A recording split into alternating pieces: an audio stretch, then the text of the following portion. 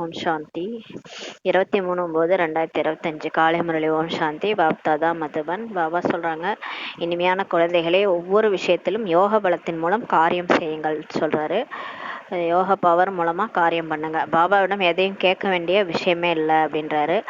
எதையுமே பாபாட்ட கேட்கணும்னு அவசியம் இல்லை. நம்ம யோகா சக்தி மூலமாகவே எல்லா காரியமே நடைபெறும். அதனால என்ன வேலை செஞ்சாலும் அந்த யோக சக்தி மூலமா செய்யுங்க. நீங்கள் ஈஸ்வரிய குழந்தைகள் ஆவீர்கள். ஆகையினால் எந்த ஒரு அசுர காரியத்தையும் இப்போ செய்யாதீங்கன்ட்டு பாபா சொல்றாரு. நம்ம பிகே ஆனவருக்கு நம்ம பாபாவுடைய குழந்தைகள், ஈஸ்வரிய குழந்தைகள்ன்றதுனால எந்த அசுர காரியம் செய்யாதீங்கன்றாரு. கேள்வி: உங்களுடைய இந்த யோக பலத்தின் அற்புதம் என்ன? பதில்: இந்த யோக பலத்தின் மூலம்தான் உங்களுடைய அனைத்து கர்மேந்திரங்களும் வசமாகி விடுகிறது. இப்ப நம்ம பாபாவை நினைக்க நினைக்க நம்மளுடைய கர்மேந்திரங்கள் சீத்தலம் ஆயிடுது, வசமாயிடுதுன்றாரு. யோக பலம் இல்லாமல் நீங்கள் தூய்மையாக ஆக முடியாதுன்றாரு. பாபா நினைச்சாதான் நம்ம தூய்மையாக முடியும், நினைக்காம தூய்மையாக முடியாது. யோக பலத்தின் மூலம்தான் முழு உலகமும் இப்ப தூய்மையாக ஆகிறது. ஆகையினால் தூய்மை ஆவதற்காக அல்லது உணவை சுத்தமாக்குவதற்காக நினைவு யாத்திரையில இருங்கன்றாரு. இப்ப முழு உலகமும் தூய்மை ஆகணும்னா நம்ம தூய்மை ஆகணும். நம்ம தூய்மை ஆகணும்னா நம்ம சாப்பிட்ற உணவு ஃபர்ஸ்ட் சுத்தமாகணும். அதனால நம்ம சாப்பிட்ற உணவு சுத்தமா நம்ம சாப்பிடணும்னா ஃபர்ஸ்ட் யோக பலத்துல இருக்கணும். அதை பாபாவை நினைக்கணும். பாபா நினைச்சுக்கிட்டே சமைக்கணும். பாபா நினைச்சிட்டே சமைக்கப்பட்ட உணவு பிரசாதம் ஆயிடும். அதை நம்ம போக சாப்பிட சாப்பிட நம்ம மாறுவோம். நம்ம மாற மாற நம்ம சுத்தி இருக்கிறவங்க மாறுவாங்க. அப்புறம் முழு உலகமே மாறிடும். யுக்தியோடு நடந்து கொள்ளுங்கள்ட்டு பாபா சொல்றாரு. பணிவோடு பேசுங்க அப்படின்ட்டு சொல்றாரு. ஓம் சாந்தி. ஆன்மீக தந்தை ஆன்மீக குழந்தைகளுக்கு புரிய வைக்கிறாரு. ஆன்மீக தந்தை சொர்க்கம் அல்லது புதிய உலகத்தை எப்படி ஸ்தாபனை செய்கிறார் என்பது உலகத்துல யாருக்கும் தெரியாது. கடவுள் வராரு, எப்படி புது உலகத்தை, அதாவது இப்ப பழசா இருக்கு, இப்ப கலியுகம் முத்தி போயிருக்கு இல்லையா, உலகம் மோசமா இருக்கு. ஆனா இதே உலகம் புதுசா மாத்துறாரு. அது எப்படி மாத்துறாருன்ட்டு யாருக்கும் தெரியாது, யாருமே தெரிஞ்சிருக்கவில்லைன்ட்டு சொல்றாரு. நீங்கள் தந்தையிடம் எந்த விதமான வேண்டுதல்களையும் வைக்க தேவையில்லை. பாபாட்ட நம்ம எதையும் எனக்கு அதை கொடு இதை கொடு அப்படி இப்படின்னு எதுவுமே நம்ம கேட்க தேவையில்ல. அவர் நினைச்சா போதும். யோக சக்தி மூலமா எல்லாமே நடக்கும். பாபா அனைத்தையும் நமக்கு புரிய வைக்கிறார். எதையும் கேட்பதற்கான அவசியம் இருப்பதில்லை. அனைத்தையும் தானாகவே புரிய வைத்து கொண்டிருக்கிறார். அதாவது புரிதல் தான். புரிஞ்சிடுச்சுன்னா நம்ம எல்லாமே மாறிடும். நம்ம வாழ்க்கையில எல்லா பிரச்சனைகளுக்குமே சொல்யூஷன் வந்துடும். அந்த புரிதலை தான் பாபா இப்ப கொடுத்துட்டு இருக்காரு. ஞானத்தை சொல்லி புரிய வச்சு நம்மளை மாத்திட்டு இருக்கிறாரு. ஆக்சுவலா நம்மளை புரிய வச்சு எல்லாத்தையும் மாத்திட்டு இருக்கிறாரு. நம்ம எதுவும் பாபா கேட்கணும்னு அவசியம் இல்லை. நான் ஒவ்வொரு கல்பமும் இந்த பாரத கண்டத்தில் என்ன செய்ய வேண்டும் என்பதை நான் தெரிந்திருக்கின்றேன். பாபா சொல்றாங்க, நான் ஒவ்வொரு கல்பமும் இந்த பாரத கண்டத்துல என்ன செய்யணும் என்பதை நான் தெரிஞ்சிருக்கிறேன், நீங்கள் தெரிஞ்சிருக்கவில்லை என்று பாபா சொல்றாரு. பாபாவுக்கு தெரியும். 5000 வருஷமா அவர் வராரு. பாரத பூமியில அவர் என்ன பண்ணணும்னு அவருக்கு தெரியும். ஆனா நமக்கு தெரியாது. தினம் தினம் நமக்கு புரிய வச்சுக்கிட்டே தான் இருக்கிறாரு. யாரும் ஒரு வார்த்தை கேட்கவில்லை என்றாலும் கூட பாபா புரிய வச்சுட்டு தான் இருக்கிறாரு. பாபா டெய்லியுமே பிகேஸுக்கு சொல்லி கொடுத்துட்டு தான் இருக்கிறாரு. நம்ம புரிஞ்சிக்கலனா கூட அவர் புரிய வச்சுட்டு தான் இருக்கிறாரு. எல்லாருக்கும் சாப்பிடுவது, பானங்கள் அருந்துவது போன்றவற்றில் கஷ்டமாக இருக்கிறதுன்னு சில சமயங்கள்ல சிலர் கேட்குறாங்க. பாபா சொல்றபடி ஸ்ரீமத் படி நடக்கிறதுக்கு கஷ்டமா இருக்குது அப்படின்னு சிலர் கேட்குறாங்க. இது புரிந்து கொள்ள வேண்டிய விஷயமாகன்றாரு.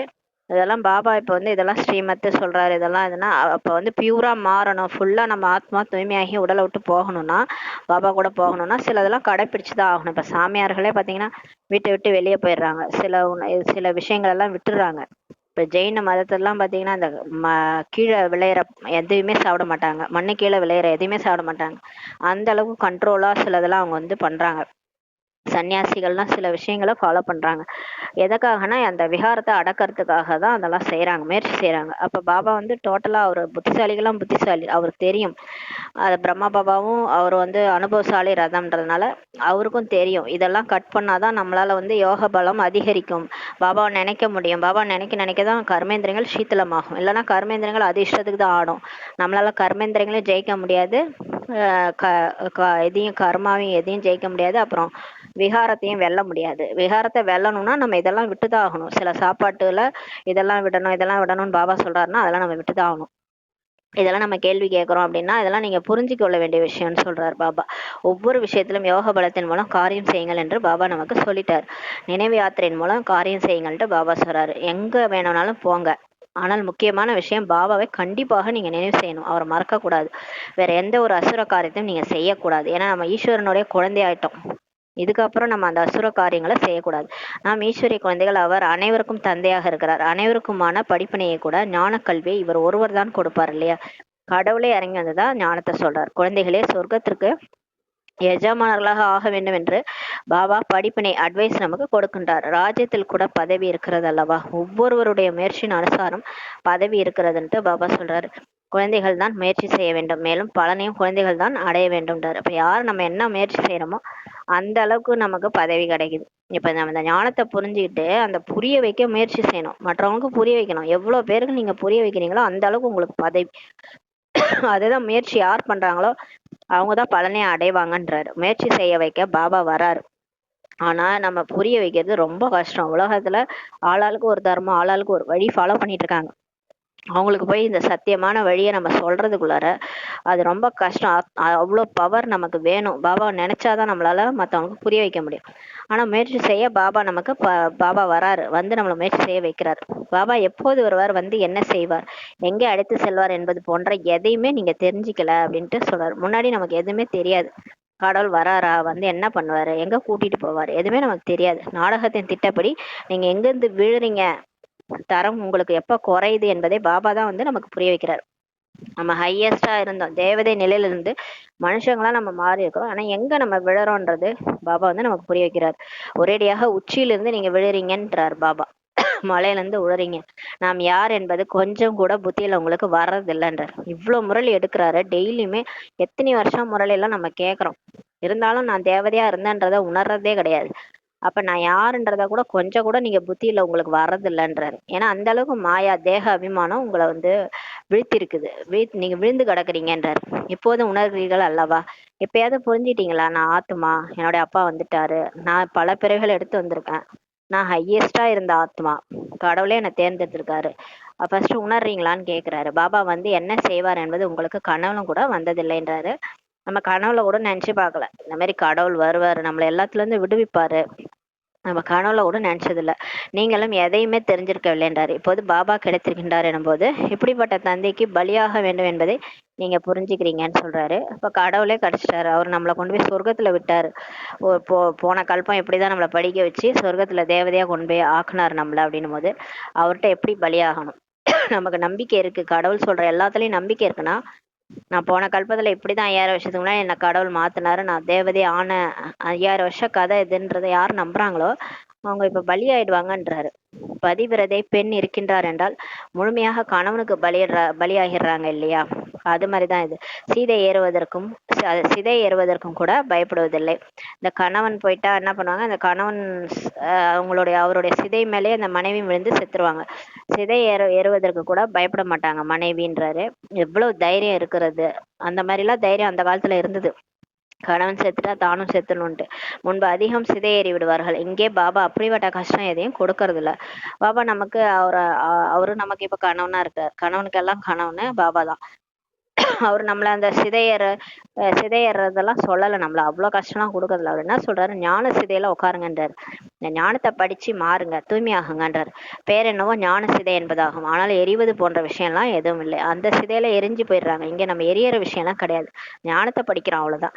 வெண்ணையில இருந்து முடிய எடுப்பது போல முற்றிலும் சுலபமாக பாபா நமக்கு புரிய வைக்கிறாருன்ட்டு சொல்றாரு. உண்மையில் பிறவிகளுக்குமான சுமை தலையில் இருக்கிறது என்பது குழந்தைகள் புரிஞ்சுக்கிறாங்க. நமக்கு தெரியுது, நம்ம கணக்கு வழக்கெல்லாம் இப்ப முடிஞ்சிட்டு இருக்குது. நிறைய தலை போற மாதிரி பிரச்சனை எல்லாம் வருதுன்னா அதெல்லாம் 63 ஜென்ம கணக்கு வழக்குன்றாரு. அது நம்ம எவ்வளவு பேரை கிராஸ் பண்ணி வந்திருப்போம். அதாவது நம்ம தர்மத்தை சேர்ந்தவங்க மற்ற தர்மத்தை சேர்ந்தவங்களோடையும் பழகிருப்போம். யார் யார்கிட்ட என்னென்ன கணக்கு வழக்கு நம்ம வச்சிருந்தோமோ எல்லாம் இப்ப செட்டில் ஆகுது. நீங்க ஒண்ணு கொடுத்தீங்கன்னா அப்படியே ரெண்டா திரும்பி கிடைக்கும். ஒருத்தவங்களை நீங்க அவமானப்படுத்திருப்பீங்க, அவங்க உங்களை பல மடங்கு அவமானப்படுத்துவாங்க இந்த கடைசி பிரிவுல வந்து. அதனால எல்லாமே பிறவியான சுமை தலை மேல இருக்குதுன்றார். ஒரு அஜாமிலன் மட்டும் இல்லை, ஒவ்வொரு மனிதனும் ஒருவர் மற்றவரை விட அதிக அஜாமிலனாக இப்ப இருக்கிறாங்கன்றாரு. கடந்த பிறவியில் என்னென்ன செய்தார்கள் என்பது மனுஷங்களுக்கு என்ன தெரியும்? அதாவது இந்த பிறவில பிறந்தோம், எங்க பிறந்தோம், எங்க வாழ்ந்தோம், இதெல்லாம் ஞாபகம் இருக்கும். போன பிறவில எங்க ஆத்மா நம்ம எந்த உடல்ல வாழ்ந்தோம், எப்படி எல்லாம் வாழ்ந்தோம், எதுவுமே நமக்கு ஞாபகம் இருக்காது இல்லையா? யாருக்கும் தெரியாதுன்றாரு. பாவம் தான் செய்தோம் என்பதை இப்போது நீங்க புரிஞ்சுட்டீங்க. நம்ம இந்த கடைசி பிரிவு வரைக்கும் கடந்து கடந்து வந்திருக்கிறோம்னா நம்ம தலை மேல கண்டிப்பா சுமை இருக்குது. அதனால்தான் பிறவியா எடுத்து வந்து இப்ப அனுபவிக்கிறோம். பாவம் தான் செஞ்சோன்ட்டு இப்ப நம்ம புரிஞ்சுக்கிட்டோன்றாரு. உண்மையில் ஒருவர் கூட புண்ணியாத்மாவே இல்ல. கலியுகத்துல வாழறாங்கனாலே கண்டிப்பா பாவாத்மாக்கள் தான் எல்லாருமேன்றாரு. ஒருத்தவங்க கூட புண்ணியாத்மா இல்லைன்றாரு. அனைவரும் பாவாத்மாக்களே ஆவர்னு சொல்றாரு. கடவுள் புண்ணிய ஆத்மாவா தான் கொண்டு போய் நம்மள தேவதைகளோட லோகத்துல தேவலோகத்துல தான் விட்டாரு, சொர்க்கத்துல தான் விட்டாரு. ஆனா கடந்து கடந்து வந்து நம்ம தான் பாவம் பண்ணி இந்த கடைசி கலியுகத்துல பாவாத்மாவா உட்கார்ந்துருக்கிறோம். புண்ணியம் செய்தால் புண்ணியாத்மாக்களாக ஆகிவிடுவார்கள். பாவாத்மாக்களே ஆவர். புண்ணியாத்மாக்கள் சத்தியுகத்துல தான் இருக்கிறாங்க. யாராவது மருத்துவமனை போன்றவைகளை கட்டினார்கள் என்றால் அதனால் என்ன ஆகிவிடும்? மேனிப்படி இறங்குவதிலிருந்து காக்கப்படுவார்களா என்ன அப்படின்னு சொல்லி கேக்குறாரு. சரி, நம்ம ஏதோ நல்லது செய்யறோம், ஒரு ஹாஸ்பிட்டல் காட்டுறோம்னா அதனால என்ன? அந்த புண்ணியத்தை அனுபவிக்கிறதுக்கு அடுத்த பிறவில நம்ம திரும்ப பிறக்க வேண்டியதா தான் இருக்கு இல்லையா? அதை அனுபவிக்கிறதுக்கு அடுத்த பிறவில நம்ம மருத்துவமனை காட்டினதுனால உடல் வந்து ஆரோக்கியமா நமக்கு கிடைக்கும், அவ்வளவுதான். அதை புண்ணிய பலனை அனுபவிக்கிறதுக்காக திரும்ப பிறவி எடுத்துதான் ஆகணும். அப்ப ஏறும் கலையெல்லாம் திரும்ப நம்ம முக்தியை அடையறோம் இல்லையா? இல்ல திரும்ப திரும்ப பிறந்துதான் வந்துட்டு இருக்கிறோம். வீழ்ந்து வீழ்ந்து கொண்டேதான் எல்லாம் செல்கிறார்கள்னு சொல்றாரு. வாழ்ந்து கொண்டே அவரிடம் தந்தையிடம் பலியாகும் அளவிற்கு மிகவும் அன்பானவர் ஆவார். ஏனென்றால் பதிக்கெல்லாம் பதியாக இருக்கிறாரு. இப்ப தந்தையிடம் நம்ம பலியாகும் அளவருக்கு அவர் எப்பேற்பட்டவர்னா அவர் மிகவும் அன்பானவரா இருக்கிறாரு. அன்பே சிவம். அவர் ஏன்னா அவர் கணவனுக்கெல்லாம் கணவன், தந்தைக்கெல்லாம் தந்தையா இருக்கிறார். எல்லாரை விட உயர்ந்தவரா இருக்கிறாருன்னு சொல்றாரு. எப்போது தந்தை குழந்தைகளை விழிக்க செய்து கொண்டிருக்கிறார். இப்ப ஒவ்வொருத்தரா கடவுள் வந்து தேர்ந்தெடுத்து அவங்க ஞானத்தை கொடுத்துட்டே வர்றாரு. யார் சொர்க்கத்துக்கு எஜமானர்களாக ஆக்குகின்றாரோ அப்படிப்பட்ட பாபா எவ்வளவு சாதாரணமாக இருக்கிறார் பாருங்க. ஆரம்பத்தில் குழந்தைகள் நோய்வாய்ப்பட்ட போது பாபா அவரே குழந்தைகளுக்கு சேவை செஞ்சாராம். பிரம்மா பாபா இருந்த காலத்துல பிரம்மா பாபா உடல்ல சிவபாபா வராருல, குழந்தைகளுக்கு உடம்பு சரியில்லை 350 பேர்ல யார் தாதிகளுக்கு யாருக்காவது உடம்பு சரியில்லைன்னா சிவபாபா வந்து பிரம்மா பாபா உடம்புல போயிட்டு அவங்க காலெல்லாம் அமுக்கி விடுவாராம். சிவபாபாவே செஞ்சிருக்காரு பாருங்க. பிரம்மா பாபாவும் செஞ்சிருக்கிறார். உடம்பு சரியில்லாதவங்களுக்கு அந்த பாருங்க ஒரு கருணையோட பாபா போயிட்டு சேவை செஞ்சிருக்கிறார். அகங்காரம் எதுவும் இல்லை, நான் எதுக்கு இவங்களுக்கு செய்யணும்னு நினைக்கலையே. எல்லாரும் குழந்தைகள். அகங்காரம் இல்லாம பாபா செஞ்சிருக்கிறார். பாபா அந்த மாதிரி நிர் அகங்காரி சிவன். பாப்தாதா உயர்ந்ததிலும் உயர்ந்தவர் ஆவார். எப்படிப்பட்ட கர்மத்தையும் இவரின் பிரம்மா மூலம் செய்ய வைப்பேன் அல்லது செய்வேன் என்றே பாபா சொல்றார் பாருங்க. எந்த வேலையா இருந்தாலும் நான் செய்வேன், நானே செய்வேன், இல்லைன்னா இவர் பிரம்மா மூலம் செய்ய வைப்பேன்னு சொல்றாரு. இருவருமே ஒன்றாகி விடுகிறார்கள் இல்லையா? பாபா என்ன செய்யறாரு, தாதா என்ன கர்மம் செய்கிறார் என்று தெரிகிறதா என்ன அப்படின்னு கேக்குறாரு. அவர் உடம்புல இவர் இருக்கிறாரு, ஆனா இவர் தான் செய்யறாரா, இவர் தான் பேசுறாரா, சிவன் பேசுறாரா இல்ல பிரம்மா பேசுறாரா, ஏதாவது தெரியுதா என்ன அப்படின்றாரு. கர்மம் அகர்மம் விகர்மத்தின் நிலையை பாபா தான் வந்து நமக்கு புரிய வைக்கிறார். பாபா மிகவும் உயர்ந்தவர். சிவபாபா மிகவும் உயர்ந்தவர். மாயின் தாக்கமும் எவ்வளவு இருக்குது பாருங்க. இப்ப பாபா நம்மள ஒரு பக்கம் புரிய வச்சு மாத்தனா மாயா அது ஒரு பக்கம், அதெல்லாம் கேட்காத, அப்படி போகாத அப்படின்னு சொல்லி இழுத்துட்டு போவோம் இன்னொரு பக்கம். மாயா அதோட தாக்கத்தையும் நிறைய ஏற்படுத்துது. இப்படி தவறான காரியங்களை செய்யாதீர்கள் என்று ஈஸ்வரன் தந்தையே சொன்னாலும் யாரும் கேட்கறதே இல்லை. யாரு? பிகேஸ் தான் சொல்றாரு. பகவான் சொல்றாரு, இனிமையான குழந்தைகளே இந்த காரியத்தை செய்யாதீங்க. இருந்தாலும் தலைக்கீழான காரியங்களை செஞ்சிடறாங்க குழந்தைகள் சொல்றாரு. தலைக்கீழான காரியங்களுக்கு தான் தடை செய்வார் அல்லவா? பாபா எல்லாத்தையும் தடை செய்ய மாட்டாரு. சேவை செய்றீங்களா செய்யுங்க, ஆனா தலைக்கீழான காரியம் செஞ்சா பாபா வந்து கண்டிப்பா தடை செய்வார் அல்லவான்றாரு. ஆனால் மாயையும் மிகவும் பலம் வாய்ந்ததாகும். அது என்ன பண்ணுது, இந்த பிகேஸ் தான் பிடிச்சிட்டு ஏதாவது தப்பு செய்ய வைக்குது. கோவப்பட வேணான்னு பாபா சொல்லுவாரு, இது கோவப்பட வைக்கும். அதாவது இது அந்த மாதிரி சூழ்நிலை ஏற்படுத்தும் இந்த மாயா. மாயா நம்மள, அது சக்தி வாய்ந்தது. அது என்ன பண்ணும், நம்ம பாபா சொல்றதை செய்ய விடாம பண்ணும். மறந்தும் கூட பாபாவை நீங்க மறக்க கூடாதுன்றாரு. எந்த நேரத்திலையும் பாபாவை மறந்துடாதீங்க, மறந்து கூட மறந்துடாதீங்கன்றாரு. எது வேண்டுமானாலும் செய்யுங்க, அடித்து கொள்ளுங்கள், கொட்டி கொள்ளுங்கள். தப்பு பண்ணிட்டீங்கன்னா உங்களை நீங்களே அடிச்சுக்கோங்க, கொட்டிக்கோங்க, ஆனா பாபா மட்டும் மறக்காதீங்கன்ட்டு பாபா சொல்றாரு. இப்படி எதையும் செய்வதில்லை, ஆனால் இது கடைசியாக சொல்லப்படுகிறதுன்றாரு. ஆனா இந்த மாதிரி எதுவும் பாபா சொல்ல மாட்டாரு, பாபா செய்ய மாட்டாரு, கொட்ட மாட்டாரு, அடிக்க மாட்டாரு. ஆனா இது கடைசியா எல்லை மீறும் போது, நிறைய பேர் சொல்ற பேச்சே கேட்காத போது தான் பாபா நமக்கு இதை சொல்றாரு. உங்களுடைய வாசலை ஒருபோதும் விட மாட்டோம் என்ற பாடல் கூட இருக்கிறது. என்னதான் ஆனாலும் சரி பாபா, நீங்க என்ன வராதுன்னு சொன்னா கூட நாங்க உங்க சென்டரை விட்டு போக மாட்டோம், மதுபனை விட்டு போக மாட்டோம், வருவோம் பாபான்ட்டு ஒரு பாட்டு கூட இருக்குது. என்ன வேண்டுமானாலும் சொல்லுங்கள், வெளியில் என்னத்தான் உள்ளது கிடைப்பதற்கு. பாபா விட்டா நமக்கு வேற யார் தான் இருக்கிறாங்க? மதுபனை விட்டா நமக்கு வேற வழியே கிடையாது கிடைப்பதற்கு. வேற எங்குதான் செல்வது என்று புத்தியும் சொல்லுது. பாபா விட்டா வேற என்ன வழி? எல்லா வாசலும் மூடிதான் நம்ம இப்ப வந்து நம்ம இங்க வந்திருக்கிறோம் பிரம்மகுமாரிகள் இயக்கத்துக்கு. எல்லா கோயில் கோயிலா சுத்தணும், எங்கேயும் ஒரு ஒரு என்ன பாடும் கிடையாது, ஒன்றும் நமக்கு நல்லது நடக்கல. இங்க வந்துதான் நமக்கு பாபா கிட்ட வந்துட்டோம். பாபா தான் கடைசி கடன்ட்டார் இல்லையா? இப்போ வேற எங்கே தான் போகிறது? பாபா விட்டா நமக்கு வேற எதுவுமே கிடையாதுன்னு சொல்றாரு. பாபா ராஜ்யத்தை கொடுக்கின்றார், பிறகு எப்போதும் கிடைக்காதுன்றாரு. இப்போ பாருங்க, பாபா நமக்கு ஞானத்தை சொல்லி கொடுத்து புரிய வச்சு மற்றவங்களுக்கும் சொல்லி கொடுக்க வைக்கிறாரு. உலகம் ஃபுல்லாக அந்த ஞானத்தை பரப்ப சொல்றாரு. இதெல்லாம் எதுக்காகனா ராஜ்யத்தை உருவாக்கிட்டு இருக்கிறாரு. அவரால் தான் ராஜ்யத்தை கொடுக்க முடியும். இந்த நேரத்தில் தான் கொடுக்க முடியும். அதுக்கப்புறம்லாம் நீங்கள் வந்து இன்னும் ஒரு 10 வருஷம் கழிச்சுலாம் நீங்கள் வந்து நான் சேவை பண்ணுறேன் அப்படி இப்படின்லாம் சொன்னீங்கன்னா யாரும் இருக்க மாட்டாங்க. கிளம்பி எல்லாம் போயிட்டே இருப்பாங்க. உலகமே அழிஞ்சு போயிடும். அந்த நேரத்தில் போய் சேவை பண்ணி என்ன பண்ண போறீங்க? அதனால இப்போதான் டைம். பிறகு எப்போதுமே இதெல்லாம் கிடைக்காது. அடுத்த பிறவியில் ஏதாவது கிடைக்கும் என்று இருக்கிறதா என்ன? இல்லைன்னு சொல்றாரு. முதல்ல நம்ம எவ்வளோ நாள் உயிரோட இருப்போனே தெரியாது, யார் யார் எப்போ கிளம்புவாங்கன்ட்டு. அதனால சேவை செய்யறதுக்கான டைம் இதுதான்றார். இந்த பரலோகிக தந்தை உங்களை எல்லையற்ற சுகதாமத்திற்கு எஜமானர்களாக மாத்துறாரு.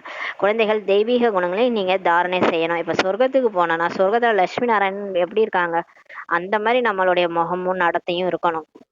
இங்கேயே நமக்கு வந்து அந்த நடத்தை அப்படி இருக்கணும். தெய்வீக குணங்களை நீங்க தாரணை செய்யணும். அதற்கும் பாபா நமக்கு வழி சொல்றாரு.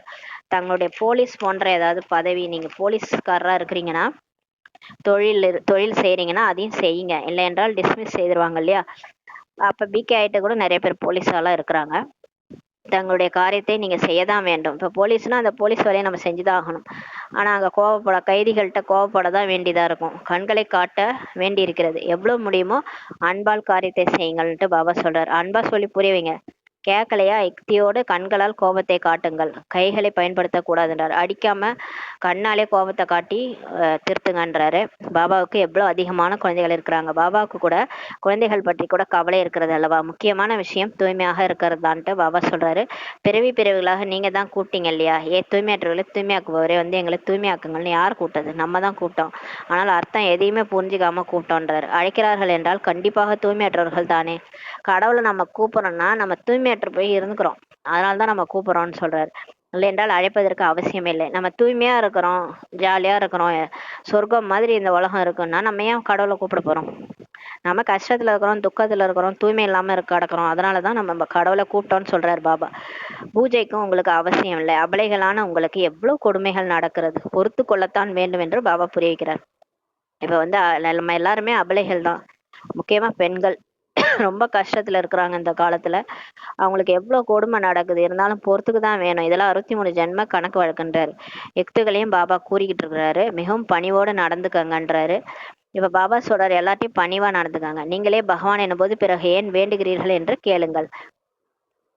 காப்பு, அதாவது மற்றவங்கள்ட்ட கேளுங்க. அவங்க என்ன சொல்றாங்க, நானும் கடவுள் நீயும் கடவுள்ன்றாங்க. சரி, நீங்க தான் கடவுள் இல்லை, அப்புறம் ஏன் கோயிலில் போய் வேண்டுறீங்கன்ட்டு கேளுங்க. இப்போ காப்பு கட்டும்போது நான் உன்னுடைய கணவன், கடவுள், குரு அனைத்தும் என்று சொல்கிறீங்க. இப்போ வீட்டில் கணவன் மனைவி இருக்காங்கன்னா கல்யாணம் பண்ணும்போது தாலி கட்டும்போது கணவன் தான் ஈஸ்வரன்ட்டு சொல்றாங்க. குரு தான் கணவனே தான் குரு, கணவனே கண் கண்ட தெய்வம், இதெல்லாம் சொல்றாங்க. இப்போது நான் தூய்மையாக இருக்க விரும்புகிறேன் என்னும்போது ஏன் என்னை தடுக்கிறீங்கன்ட்டு உங்க கணவன்கிட்ட கேளுங்க. கணவன் தான் வந்து இந்த அபலைகளுக்கு நிறைய தொந்தரவு பிகேஸ்க்கு இப்போ வருது, அடிக்கிறாங்க, உதைக்கிறாங்க. ஏன்னா தூய்மையா இருக்க விரும்புறாங்கன்னு சொல்லும் போது கணவன்மார்கள் ஒத்துக்க மாட்டாங்க. அவங்க ஒருத்தவங்க பிகே ஒருத்தவங்க நான் பிகேன்னா பிரச்சனையா இருக்குது. அதனால அவங்கள்ட்ட இந்த மாதிரி கேள்வி கேளுங்க. தாலி கட்டும்போது சொல்றாங்கல்ல, நீ தான் ஈஸ்வரன், நீயே தான் கணவனே கண் கண்ட தெய்வம்ட்டு. அப்ப நாங்க தூய்மையா இருக்கணும்னு விரும்பும் போது ஏன் எங்களை தடுக்கிறீங்கன்ட்டு கேளுங்க. பகவானை தூய்மையற்றவர்களை தூய்மையாக்குபவர் என்று சொல்லப்படுகிறது அல்லவா? இப்ப தூய்மை ஆகணும். அப்ப இந்த 5 விகாரத்தை விட்டாதான் நம்ம சொர்க்கத்துக்கு போக முடியும். ஏன்னா சொர்க்கத்துல யாரும் 5 விகாரத்தோட இருக்க மாட்டாங்க. நாங்க யோக பலத்தின் மூலமா தான் அந்த உலகமே உருவாகுது. தாங்களே தூய்மையாக்குபவர் ஆகிவிடுங்கள். இப்படி அன்போடு பணிவோடு பேச வேண்டும். கணவன் கிட்ட வந்து நீங்களே எங்களை தூய்மையாக்குபவர் ஆயிடுங்கன்ட்டு அன்பா பணிவா சொல்லுங்க. கோவப்பட்டால் மலர்களை தூவுங்கள். கணவன் உங்க மேல கோவப்பட்டா நீங்க அன்பா பேசி புரிய வைங்க. அடிக்கிறாங்க, அதாவது நிறைய பெண்களை அடிக்கிறாங்க, பிறகு வருத்தமும் படுறாங்க, குடிக்கிறார்கள் என்றால் போதை ஏறி விடுகிறது, தங்களை பேரரசன் என்று நினைச்சுக்கிறாங்க. எனவே இந்த விஷயம் விகாரம் கூட அப்படிப்பட்ட ஒரு பொருள், கேட்கவே கேட்காதீங்க. பச்சாதாபப்படுகிறார்கள், ஆனால் பழக்கமாகி விடுகிறது என்றால் விலகுவதே இல்லைன்ட்டு பாபா சொல்றாரு. குடிப்பழக்கம் போதை மாதிரிதான் இந்த காம விகாரமும் ஒரு பழக்கமா போயிடுச்சு. அது பழகிடுச்சுன்னா அதை விடுறதே இல்லைன்றார். ஓரிரு முறை விகாரத்தில் சென்றார்கள் என்றால் அவ்வளவுதான், போதை ஏறுது, பிறகு விழுந்து கொண்டே இருப்பார்கள்ன்ட்டு பாபா சொல்றார். எப்படி போதை பொருள் போதையிட்டுறதோ அதே மாதிரிதான் இந்த விகாரம்ன்றாரு. இங்க அதிக உழைப்பு இருக்கிறது.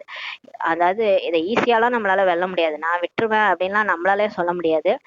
கடவுள் தான், நம்ம கடவுளை நினைக்க நினைக்கதான் இந்த அதன் பாபா மேல இருக்கிற விருப்பம் வர வர அவர்கிட்ட யோகா பண்ண பண்ணதான் இந்த கர்மேந்திரியங்கள் வந்து நமக்கு சீத்தளமாகும். நம்ம கட்டுப்பாட்டுக்குள்ளார இந்த கர்மேந்திரியங்கள் வரும். அது வரைக்கும் உடலை நம்மளால ஜெயிக்க முடியாது. அதனாலதான் பாபா வந்து உடல் அபிமானத்தை விடணும்னா ஆத்ம உணர்வுல இருந்து பாபா நினைக்கணும். அதுக்காக தான் சொல்றாரு மண்மனாபவன் மண்மனாபவன். இதை சரியா புரிஞ்சுக்கிறது இல்லை யாரும். நானே விட்டுருவேன்னா அதெல்லாம் விட முடியாது. யோக பலம் இல்லாமல் யாருமே கர்மேந்திரங்களை வசப்படுத்த முடியாதுன்ட்டு பாபா சொல்றார். அனைத்து உங்களுடைய யோக பலத்தின் அற்புதமே ஆகுன்றார். கடைசியா பாருங்க, நீங்க தான் ஜெயிக்க போறீங்க. 5 விகாரத்தையும் உலகத்தையே வெல்ல போறீங்க. அது யாருடைய நினைவுல? ஈஸ்வரனோட நினைவுல. ஆகையினால் தான் புகழ் கூட இருக்கிறது இல்லையா?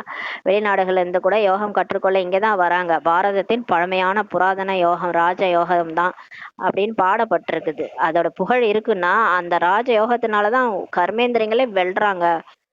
அதனாலதான் வெளிநாட்டுல இருந்து கூட வந்து இங்க யோகா கத்துக்கிறாங்க. அமைதியாக அமர்ந்திருப்பார்கள், வீடு வாசல்ல இருந்து விலகி சென்று விடுவார்கள். அது அரைக்கல்பத்திற்கான செயற்கையான அமைதியாகும்னு சொல்றாரு. உண்மையான அமைதியை பற்றி யாருக்குமே தெரியாது. பாபா சொல்றாரு, குழந்தைகளே, உங்களுடைய சுய தர்மமே அமைதிதான். ஆத்மாவனுடைய சுய தர்மம் அமைதிதான். அமைதியை தேடி எங்கேயும் போக தேவையில்ல. ராணி கழுத்தினுடைய மாலை மாதிரி அந்த கதை மாதிரிதான். அவங்க கழுத்திலே தான் அந்த மாலை இருந்தது. ஆனா அவங்க வெளியில காணோம் தேடி இருந்தாங்க. அந்த மாதிரி அமைதின்றது எங்கேயும் காட்டுலயோ வெளியிலயோ இல்லை, நம்ம மனசுக்குள்ளதான் இருக்குது. ஆத்மாவே அமைதி சுரூபந்தான். இந்த சரீரத்தின் மூலம் நீங்க கர்மம் செய்றீங்க. இப்ப இந்த உடல் எதுக்காக கொடுக்கப்பட்டிருக்குன்னா வேலை செய்யறதுக்காக கொடுத்துருக்கு. பாபா நமக்கு கொடுத்துருக்காரு. சரீரத்தை எடுக்காதவரை ஆத்மா அமைதியாக தான் இருக்குது. ஒரு உடல் இல்லைன்னா ஆத்மா சாந்தமா இருக்கு. உடல் எடுத்த பிறகுதான் அந்த வாய் இருக்கிறதுனால தான் பேசிட்டு இருக்குது. வாயே மூட மாட்டுது இந்த ஆத்மா. ஏன்னா சரீரம் கிடைச்சிச்சு இல்லையா? அப்புறம் அது என்ன ஆயிடுது? வேலை செய்ய ஆரம்பிச்சது. பிறகு எங்கேயாவது சென்று பிரவேசிக்கிறது. இந்த ஆத்மா என்ன பண்ணுது? சரீரம் இல்லாத வரைக்கும் அமைதியா இருக்குது. அதுக்கப்புறம் ஏதோ ஒரு சரீரத்துல போய் பிரவேசிக்கிறது. இங்கே சிலர் சூட்சும சரீரத்தோட அலைகிறாங்க. சிலர் வந்து தற்கொலை பண்ணிக்கிறாங்க. அப்ப அவங்களோட ஆயுள் முடியாத வரைக்கும் அவங்க அலைஞ்சிட்டே இருப்பாங்க. அந்த சூட்சும உடல்ல ஆவி உடல்ல அலைஞ்சிட்டே இருக்காங்க. அது சூட்சும உடலாக இருக்கிறது. சில துக்கம் கொடுக்கக்கூடிய ஆவியாக இருக்குது. சில ஆத்மாக்கள் என்ன பண்ணுது? அலையுது இல்லையா? பிரேதாத்மாவிலே அந்த பேய் மாதிரி அலையிறாங்க. ஆவி உடல்ல சூட்சும உடல்ல அலையிறாங்க. அவங்க என்ன பண்றாங்க? அவங்களோட விருப்பத்தை நிறைவேற்றிக்கிறதுக்கு இன்னொரு உடல்ல நுழைஞ்சு கெட்ட காரியங்கள்லாம் செய்றாங்க. அது மாதிரி சில ஆத்மா நல்லதா இருக்கு, சில ஆத்மா கெட்டதாக அலைஞ்சிட்டு இருக்கிறாங்கன்றாரு. இங்கே கூட மனிதர்கள் நன்மை செய்யக்கூடியவர்களாகவும் இருக்கிறாங்க. அவர்கள் யாருக்கும் துக்கம் கொடுப்பதில்லை. அது உடம்புல இல்லாத ஆவி பேய்லாம் அலையுது. அதுல நல்லது கெட்டது இருக்கு. அது மாதிரி இங்க உடம்பு உள்ளார உட்காந்துக்கிற ஆத்மா இருக்கு இல்லையா? உடம்போட அலைஞ்சுன்னுக்குறாங்களே சில பேர், அவங்களையும் சிலர் நல்லது செய்யறவங்களா இருக்கிறாங்க. அவங்க யாருக்கும் துக்கம் கொடுக்க மாட்டாங்க. சிலர் அதிகம் துக்கம் கொடுக்குறாங்க. உடம்புல இருந்துகிட்டு இந்த பாவம் நம்ம செய்யறோம்னு தெரியாம கூட நிறைய பேருக்கு அதிகம் துக்கம் கொடுக்குறாங்க. கொடுமைப்படுத்துறாங்க மத்தவங்கள. அதாவது தன்னை காப்பாத்திக்கிறதுக்காக மத்தவங்க தலையில எல்லாத்தையும் காட்ட வேண்டியது, மத்தவங்களை கஷ்டப்படுத்த வேண்டியது, உடல் அபிமானத்துல அடுத்தவங்களை கஷ்டம் கொடுக்குறாங்க. அந்த மாதிரிலாம் துக்கம் கொடுக்குறாங்கன்னு சொல்றாரு. சிலர் சாதுவாக மகாத்மாக்களாக போல இருப்பார்கள். ஆனா சிலர் பாத்தீங்கன்னா உடம்போட இருக்கிற ஆத்மாக்கள் சாது மாதிரி இருப்பாங்க. யாருக்கும் கஷ்டம் கொடுக்க மாட்டாங்க. அவங்க வேலையை அவங்களே செஞ்சுக்குவாங்க. மத்தவங்களுக்கு துக்கமே கொடுக்க மாட்டாங்க. சாதுவா மகாத்மாக்களை போல இருக்கிறாங்கன்றார். இனிமேலும் இனிமையான செல்ல குழந்தைகளே, நீங்கள் 5000 ஆண்டுகளுக்கு பிறகு வந்து என்னை சந்திச்சிருக்கிறீங்க என்று பாபா நமக்கு புரிய வைக்கிறார். எதை அடைவதற்காக நீங்க வந்திருக்கிறீங்க? உங்களுக்கு என்ன கிடைக்க வேண்டும் என்று பாபா நமக்கு சொல்லியிருக்கிறார். பாபா தங்களிடமிருந்து என்ன கிடைக்கும் என்ற கேள்விக்கு இடமே இல்லை. ஏன்னா அப்பானாலே ஆஸ்தி தான் இல்லையா? சொர்க்கத்தை தான் எடுத்துன்னு வந்திருக்கிறாரு. அல்லா ஆஸ்தி எடுத்துட்டு வந்திருக்கிறாரு. சொர்க்க ஸ்தாபனையே பண்ணிட்டு இருக்கிறாரு. தாங்கள் சொர்க்கத்தை ஸ்தாபனை செய்யும் இறை தந்தை ஆவீர்கள்ன்ட்டு நம்ம சொல்றோம்.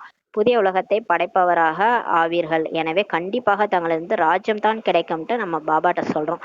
கொஞ்சம் புரிந்து கொண்டு சென்றார்கள் என்றால் கண்டிப்பாக சொர்க்கத்துக்கு வந்துருவாங்க என்று பாபா நமக்கு சொல்லியிருக்கிறார். கொஞ்சம் ஞானம் புரிஞ்சிட்டாலே கண்டிப்பா சொர்க்கத்துக்கு வந்துருவாங்கன்ட்டு பாபா நமக்கு சொல்லியிருக்காரு. நான் சொர்க்கத்தை ஸ்தாபனை செய்ய வந்திருக்கிறேன்ட்டு பாபா சொல்றாரு. பெரியதிலும் பெரிய ஆசாமி பகவான் மற்றும் பிரஜாபிதா பிரம்மா ஆவார். அதாவது பெரியலும் பெரிய ஆசாமி யாருன்னா அவர் தான். அவர் சொல்றாரு, கடவுள் தான், அவர் தான். அதுக்கு அடுத்தது இந்த பிரம்மா, நந்தி. சிவன் தான் பெரியவர், அடுத்து நந்தி. இந்த பிரஜாபிதா பிரம்மா தான் அடுத்தது அவர் தான் ஆதாம். விஷ்ணு யார் என்பதை நீங்க தெரிஞ்சிருக்கிறீங்க. விஷ்ணுன்றது யாரும் கிடையாது, இந்த பிரம்மா தான் விஷ்ணு ஆகிறாரு. அதாவது இந்த பிறவில இருந்து சரீரம் விட்டு போயிடுறாரு இல்லையா? போயிட்டு அதுக்கப்புறம் வந்து சொர்க்கத்துல அவரே தான் லட்சுமி நாராயணன் அப்படின்னு விதவிதமான வேஷம் எடுத்து நடிக்கிறாங்க. ஒரு பிறவில லட்சுமினா அடுத்த பிறவில நாராயணன். அது 2 பிறவி ஆணாக, 2 பிறவி ஒரு ஆணா நடிச்சிட்டாங்கன்னா ஒரு பிறவி பெண்ணா மாறுறாங்க. அதாவது ஒரே ஆத்மா தான் வெவ்வேறு உடல் எடுக்குது. இப்ப இந்த பிறவில நம்ம பெண்ணா இருக்கிறோம்னா அடுத்த பிறவில நம்ம பெண்ணா இருக்கணும் அவசியமே கிடையாது. நம்ம ஆத்மா போய் எந்த உடலை வேணாலும் எடுக்க முடியும் சொர்க்கத்துல. அதனால பாபா விஷ்ணுவா ஆகுறாங்கன்னா லட்சுமி நாராயணன் இணைந்த ஸ்வரூபம் தான் விஷ்ணு. அதனால இந்த பிரம்மா தான் போயிட்டு விஷ்ணு ஆகிறார். இதெல்லாம் வேற யாருக்குமே தெரியாது. நாங்கள் இவருடைய வம்சத்தை சேர்ந்தவர்கள் என்று நீங்க சொல்வீங்க. இந்த லட்சுமி நாராயணன் சொர்க்கத்துல ராஜ்யம் செய்யறாங்க. இந்த சக்கரம் போன்றவை உண்மையில் விஷ்ணுவர்க்கானதாக என்ன? இந்த சுயதர்சன சக்கரம் சுத்துறோம் இல்லையா, இது விஷ்ணு கையில காமிச்சிருக்கிறாங்க. உண்மையிலே விஷ்ணுவா சுயதர்சன சக்கரம் சுத்துறாரு இல்ல. இந்த அலங்காரம் பிராமணர்களாகிய நம்முடையதாகும். நமக்கு தான் கடைசியில கையில கொடுக்கணும் சக்கரம். அதான் நம்ம படத்தை போட்டுதான் சக்கரத்தை கையில கொடுக்கணும். ஏன்னா நம்ம தான் சுத்துறோம். ஆனா இப்போ நமக்கு கொடுக்க முடியாது. ஏன்னா நம்ம வந்து விஷ்ணு ஆகிறோமான்றதே டவுட் இல்லையா. நம்ம தான் ஏறுறோம் இறங்குறோம். பிகேவா இருக்கிறாங்க, திடீர்னு பார்த்தா நாளைக்கே பிகேல இருந்து நான் பிகே ஆகி ஓடிடுறாங்க. அதனால பாபா நம்ம கையில சக்கரத்தை கொடுக்கல. இப்போது இந்த ஞானம் இருக்கிறது. சத்தியுகத்தில் இந்த ஞானத்தை புரிய வைப்பார்களா என்ன அப்படின்னு சொல்லி கேக்குறாரு. சொர்க்கத்துல எல்லாம் உட்கார்ந்து இந்த ஞானத்தெல்லாம் யாரும் சொல்லி கொடுக்க மாட்டாங்க. இப்படிப்பட்ட விஷயங்களை சொல்வதற்கு யாரிடத்திலும் சக்தி இல்லை, பவரே இல்லைன்றாரு. நீங்கள் இந்த 84 பிறவிகளின் சக்கரத்தை தெரிஞ்சுக்கிட்டீங்க. இதனுடைய அர்த்தத்தை யாரும் புரிஞ்சு கொள்ள முடியாதுன்றாரு. குழந்தைகளுக்கு தந்தை தான் வந்து புரிய வைக்கிறார். குழந்தைகள் புரிந்து கொண்டார்கள். நமக்கு இந்த அலங்காரங்கள் அழகாகவே இல்லை. இப்போ நம்ம போட்டோவை போட்டு நம்ம கையில வந்து சங்கு சக்கரம் கொடுத்தா நல்லாவா இருக்கும்? நமக்கே தெரியும் நம்ம முகத்துக்கு இதெல்லாம் செட் ஆகாதுன்ட்டு. ஏன்னா நம்ம ஆத்மா தூய்மை ஆகிறோம், இந்த உடல் தூய்மையா இல்லை. இந்த உடலுக்கான அந்த அந்த அலங்காரம் நல்லா இல்லை. நம்ம தேவதையா இருந்தோம் தான். ஆனா ஆத்மா நம்ம தான் தேவதையா இருந்தோம். ஆனா இந்த உடல் ஒன்றும் தேவதையா இல்லை இல்லையா. இந்த உடல் அழியக்கூடிய உடல். இது 84வது பிறவி, கடைசி பிறவி ஒண்ணு உடல் இது. இதுல விகாரம் மூலமா வந்த உடல். இதுக்கு போய் நம்ம சங்கு சக்கரம் கொடுத்தா நல்லாவே இருக்காதுன்ட்டு நமக்கே தெரியும்னு சொல்றாரு பாபா. அதனாலதான் உங்களுக்கு அந்த போட்டோல கொடுத்துட்டாங்க. பக்தி மார்க்கத்துல உண்மையான அந்த லட்சுமி நாராயணனுடைய போட்டோக்கு என்ன கொடுத்துட்டாங்க? சுயதர்சன சக்கரம், சங்கு கொடுத்துட்டாங்க. ஆனா நம்ம தான் அந்த சங்கொலி எழுப்புறோம், சுயதர்சன சக்கரம் சுத்துறோம். இப்ப இந்த உடலோட தான் இந்த வேலையெல்லாம் நம்ம செய்யறோம். இருந்தாலும் இந்த உடலுக்கு அந்த அலங்காரம் நல்லா இருக்காது, நமக்கே தெரியும்னு சொல்றாரு. நாம் இப்போது படிப்பினை அடைந்து கொண்டிருக்கிறோம். இப்ப நம்ம புரிஞ்சுக்கிட்டோம், எல்லாத்தையும் முயற்சி செஞ்சுட்டு இருக்கிறோன்றார் பாபா. பிறகு தேவதைகளாக நம்ம கண்டிப்பா ஆகிருவோம். இப்ப ஆத்மா நம்ம முயற்சி பண்ணியிருக்கோம், உடல் முயற்சி பண்ணல. உடல் என்னைக்கா இருந்தாலும் அழிஞ்சிரும். பாபா நினைவுல நம்ம பறந்து போயிடுவோம். இந்த உடல் கொண்டு போய் எரிச்சிருவாங்க, புதைச்சிருவாங்க. ஆனா முயற்சி பண்றது யாரு? ஆத்மாதான். ஆத்மாதான் முயற்சி பண்ணிட்டு இருக்கு. இது ஆத்மாதான் போய் அடுத்த பிறவில தேவதையா ஆக போகுது, வேற உடல் மாறப்போகுது. இந்த உடல் அழிஞ்சிரும். சுயதர்சன சக்கரத்தை சுத்தி சுத்தி நாம் தேவதைகளாக ஆகிவிடுவோம்ட்டு பாபா சொல்றார். இப்ப நம்ம ஒண்ணுமே உங்களுக்கு வேலை இல்லையா, உட்காந்து சுயதர்சன சக்கரத்தை சுத்துங்க. நான் தான் ஆத்மா பரந்தாமத்துல இருந்தேன், அப்புறம் வந்து தேவதையா சொர்க்கத்துல நடிச்சேன். துவாபரகத்துல எனக்கு சிலை இருக்கு.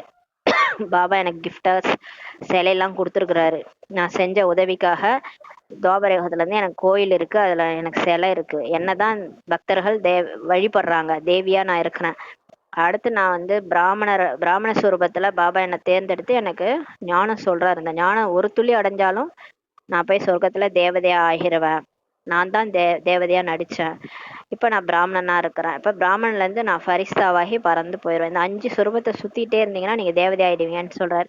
சுயதர்ஷனம் என்றால் படைப்பவர் மற்றும் படைப்பினுடைய முதலிடை கடைசியை தெரிந்து கொள்வதாகுன்றாரு.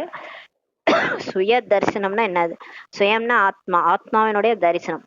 ஆத்மாவை தரிசனம் பண்ணுதுன்னா ஆத்மா என்ன தெரிஞ்சுக்குதுன்னா யார் கடவுள்னு தெரிஞ்சுக்குது. அப்புறம் கடவுள் என்ன படைச்சாருன்றதையும் தெரிஞ்சுக்குது. அதுதான் சுய தரிசனம்ன்றாரு. முழு உலகத்திலும் இந்த சிஷ்யின் சக்கரம் எப்படி சுத்துது என்பதை யாருமே புரிய வைக்க முடியாதுன்றாரு.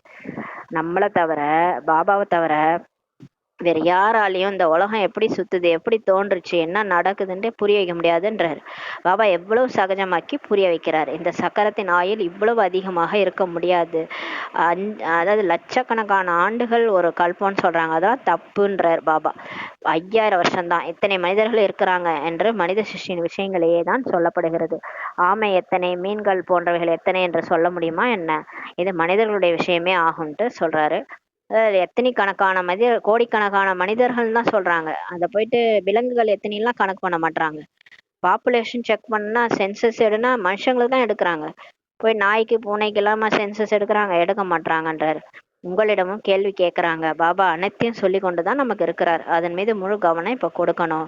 இப்ப பாபா எதுக்கு இதெல்லாம் வேலை இல்லாமல எடுத்துட்டு இருக்கிறாரு? இந்த முரளியில இருந்து இவ்வளவு பாயிண்ட்ஸ் சொல்றாரு. நமக்கு புத்தியில எதுக்கு இவ்வளவு பாயிண்ட்ஸ் சொல்றாருன்னா, நீங்க வெளியில போயிட்டு அந்த ஞானத்தை புரிய வைக்கும் போது கேள்வி கேட்பாங்க. அப்ப நீங்க அந்த பாயிண்ட் ஞாபகம் வந்து அவங்களுக்கு எக்ஸ்பிளைன் பண்ணணும். அவ்வளோ கேள்வி நம்மளதான் கேட்பாங்க, வேற யார கேட்பாங்க? நம்மளை தானே கேட்பாங்க. நம்ம போய் ஞானத்தை புரிய வைக்கும் போது யாரை கேட்பாங்க? நம்மளை தான் கேட்பாங்க. அப்ப நம்ம தான் அந்த அந்த கேள்விக்கான ஆன்சரை நம்ம சொல்லணும்னா இப்போ ஒழுங்கா படிக்கணுமா படிக்கக்கூடாதா? முரளியை ஒழுங்கா படிக்கணும் இல்லையா? அந்த முரளி பாபா சொல்லும் போதே ஒழுங்கா படிச்சாதான் படிச்சவங்க தான் பாஸ் ஆவாங்க. அதுக்கு தான் சொல்றாரு ஒழுங்கா படிங்க ஒழுங்கா படிங்கன்னு. அப்பதான் வெளியில இருக்கிறவங்களுக்கு எக்ஸ்பிளைன் பண்ண முடியும். சும்மா சேவை பண்றான்னு போனா சேவையில கேள்வி கேட்கறாங்கல்ல, கேள்வி கேட்கும்போது நம்ம பதில் சொல்லணும்னா ஒழுங்கா முரளியை படிங்கன்றாரு. அதுக்குதான் யோக பலத்தின் மூலம் நீங்கள் உலகத்தை தூய்மையாக்குறீங்க எனும் போது யோக பலத்தின் மூலம் உணவை சுத்தமாக்க முடியாதா என்று பாபா நமக்கு புரிய வச்சிருக்கிறாரு. பாபா ஏற்கனவே என்ன சொல்றாரு, இந்த முழு உலகத்தையுமே யார் மாத்துறதுன்னா பிராமணர்கள் தான். பிராமணர்கள் மூலமா தான் ருத்ர ஞான யஞ்சத்தை படைச்சு முழு உலகத்தையுமே மாத்துறாரு. முழு உலகத்தையுமே நீங்க மாத்த முடியும்னா உங்களால ஒரு சாப்பாடு உங்க வீட்டுல சமைக்கிற சாப்பாடை தூய்மையாக்க முடியாதா? பாபா நினைவுல சமைச்சீங்கன்னா அந்த சாப்பாடு எவ்வளவு சுத்தமா மாறும். அத முடியாதா அப்படின்னு பாபா நமக்கு ஏற்கனவே சொல்லியிருக்கிறாரு. நல்லது, நீங்கள் அப்படி யோக பலமுள்ளவர்களாக ஆகியிருக்கிறீங்க அப்படின்ட்டு சொல்றாரு. அந்த அளவு நீங்க பாபாவை நினைச்சு நினைச்சு யோக சக்தி உள்ளவங்களா ஆகியிருக்கிறீங்க. பிறகு நீங்கள் யாரையாவது தமக்கு சமமாக மாற்றியுள்ளீர்களா? பாபா எவ்வளவு கேள்வி கேட்கிறாரு பாருங்களேன். நீங்க மாறுனீங்கல்ல, உங்களை மாதிரியே எத்தனை பேரை மாத்திக்கிறீங்கன்னு கேட்கிறாரு. தந்தை வந்துள்ளார் மீண்டும் சொர்க்கத்தின் ஆசையை கொடுப்பதற்காக என்று குழந்தைகளாகிய நீங்க இப்போது புரிஞ்சுக்கிட்டீங்கன்றாரு. எனவே இதை மறுக்க கூடாது. இப்ப நமக்கு தெரியும் கடவுள் வந்துட்டாரு, கடவுள் தான் சொர்க்கத்தின் ஆசையை கொடுத்துட்டு இருக்கிறாரு, எல்லாரையுமே செலக்ட் பண்ணி புரிய வச்சுட்டு இருக்கிறாரு, நம்ம புரிஞ்சுக்கிட்டோம். இது அதுக்கப்புறம் நம்ம போய் மறுக்க கூடாதுன்ட்டு சொல்றாரு. உலக ராஜ்யத்தை மறுத்தீர்கள் என்றால் முடிந்தது. நீங்க பாபாவே ஏத்துக்கல, சொர்க்கத்தையும் ஏத்துக்கலன்னா நீங்க உலக ராஜ்யத்தையே மறுக்கிறீங்கன்னு அர்த்தம். அப்பனா முடிஞ்சு போச்சு. பிறகு குப்பை தொட்டில போய் கிடப்பீங்கன்னு சொல்றாரு பாபா. பாருங்களேன், பாபா இப்படிலாம் பேசுறதே இல்லை. இன்னைக்கு முரளியில சொல்றாரு, என்னை ஏத்துக்கல, ராஜ்யத்தை ஏத்துக்கலன்னா குப்பையில போய் கிடப்பீங்கன்றார். இந்த முழு உலகமே குப்பையாகுன்றார். எனவே இதை குப்பை தொட்டி என்றே தான் சொல்ல முடியுன்றார். அதாவது நம்ம உலக ராஜ்யத்தை ஏத்துக்கிறோம், சொர்க்கத்தை ஏத்துக்கிறோம்னா அடுத்த பிறவில சொர்க்கத்துல போய் பிறப்போம். ஏத்துக்கலன்னா எங்க வந்து பிறப்போம்? யோசிச்சு பாருங்க. துவாபர யுக கடைசியில, கலியுக கடைசியில இந்த குப்பை தொட்டி மாதிரி இருக்கும் உலகம், அப்பதான் வந்து பிறப்போம். அப்ப சொர்க்கத்தையே கண்ணால பார்க்க முடியாது இல்ல. ஏத்துக்கலன்னா குப்பை தொட்டில தான் பிறப்பீங்கன்றாரு. இந்த முழு உலகமே குப்பைன்றாரு. இப்ப இருக்கிற உலகம் சொர்க்கமா இருக்கும்போது அது குப்பை கிடையாது. இப்ப கலியுகமா மாறும்போது தான் குப்பையா கிடக்குது. உலகத்தின் நிலையை பாருங்க என்னவாக இருக்குது. நாம் உலகத்துக்கே எஜமானராக ஆகின்றோம் என்பதை நீங்க தெரிஞ்சுக்கிட்டீங்கன்றாரு. சத்தியுகத்தில் ஒரே ராஜ்யம் இருந்தது என்பதை யாருக்குமே தெரியவில்லை, ஏத்துக்கொள்ளவும் மாட்டாங்க.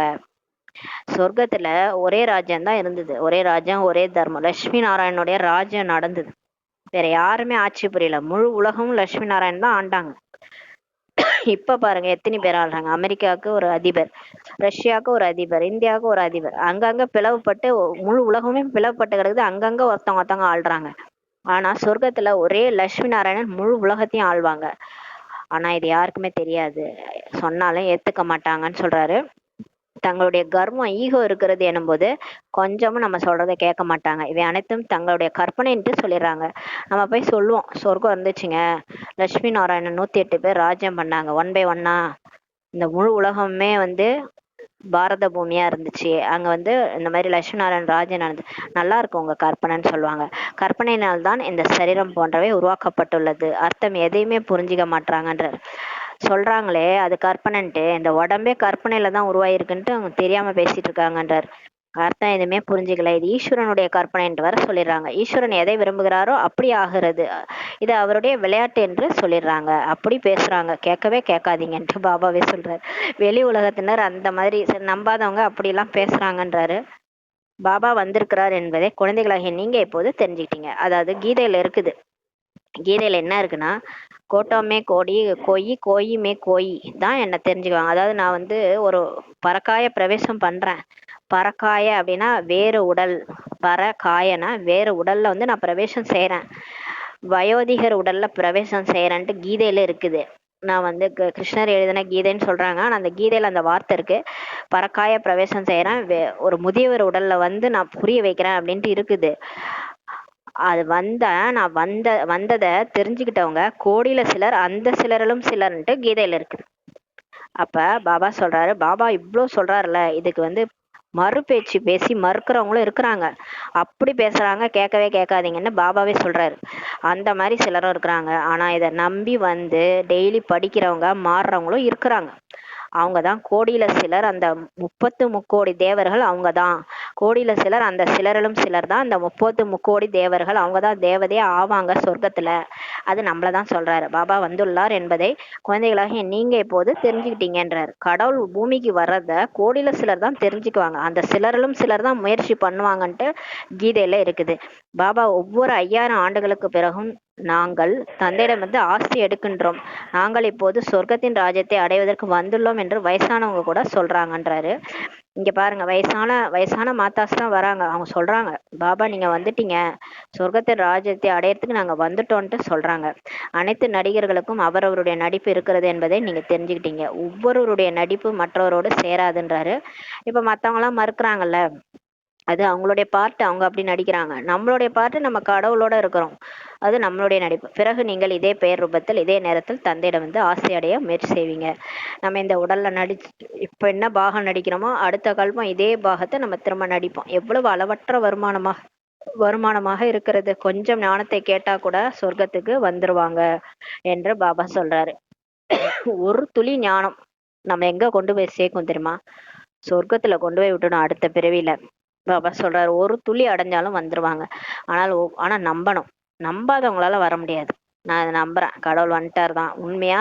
பிரம்மா உடல்ல சிவன் தான் வந்து பேசிட்டு இருக்காரு. எனக்கு இந்த ஞானத்தை சொல்றதே அவர் தான்.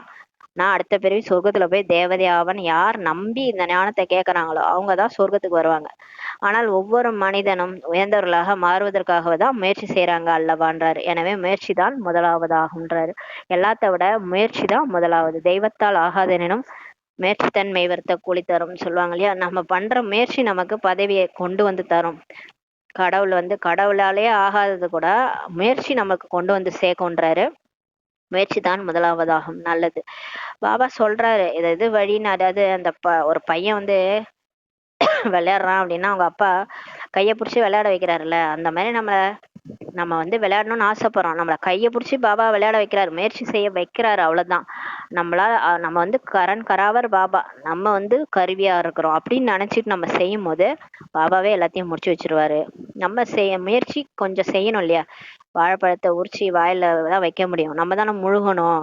அது மாதிரி பாபா ஓரளவுக்கு ஹெல்ப் பண்றாரு, ஆனா நம்ம வந்து முயற்சி பண்ணணும். இப்ப ஸ்ரீமத் கொடுக்குறாருன்னா அதை நம்ம ஃபாலோ பண்ணணும் இல்லையா? ஃபாலோவே பண்ணாம நான் தேவதை ஆகணும்னா எப்படி ஆக முடியும்? லட்சுமி நாராயணன் ஆகணும்னா நான் எதையும் விட மாட்டேன், பாபா சொல்ற பேச்சே கேட்க மாட்டேன், ஸ்ரீமத்லாம் அதெல்லாம் என்னால ஃபாலோ பண்ண முடியாது, ஊரோட தான் ஒத்து வாழ்வேன். இப்ப கலியுக மக்கள் எப்படி இருக்காங்க அப்படிதான் நான் வாழ்வேன்னு தான் நம்மளால போயிட்டு லட்சுமி நாராயணன்லாம் ஆக முடியாது.